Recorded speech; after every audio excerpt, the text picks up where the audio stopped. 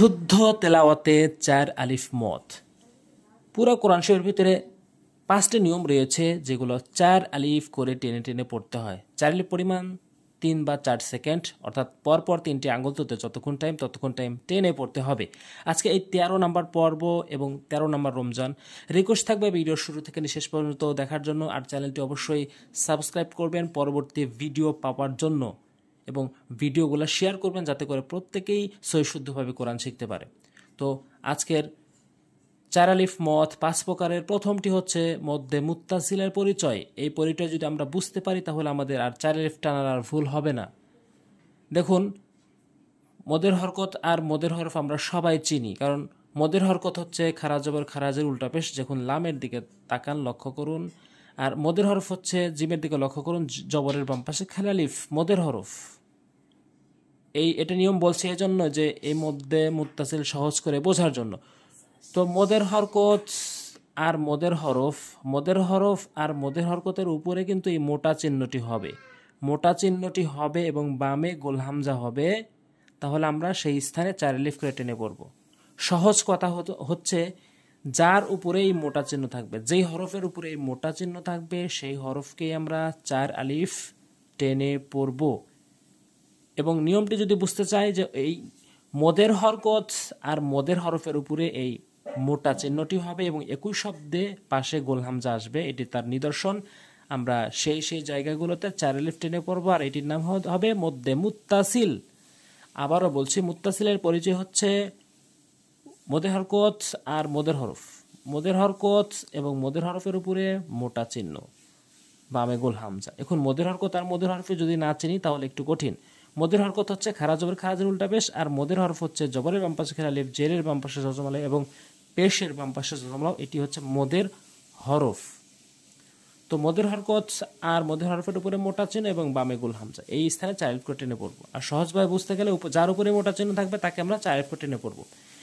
এবার বানান করছি, প্রয়োগ করব, মনোযোগ সহকারে লক্ষ্য করুন। জিম আলিফ জবর যা, হামজা জবর আ, যা আ, অজবর ওয়া, জিমিয়া জেরে জি, ওয়াজি, হামজা জবর আ, ওয়াজি আ।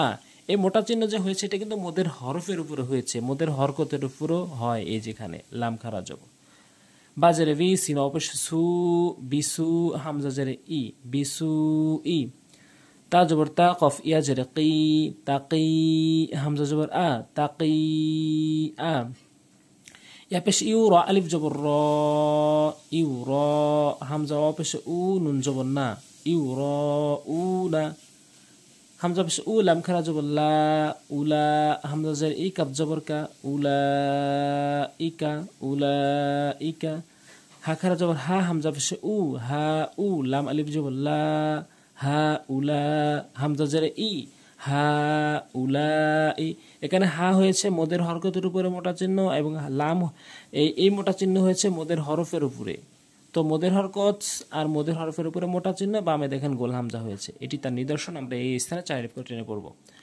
আল মালা, হামজা লাম জবর আল, মিম জবর মা, লাম খারা জবর লা, আল মালা, হামজা জের ই, কাব জবর কা, তা পেশ তু, আল মালাইকাতু, আল মালাইকাতু, আল মালাইকা।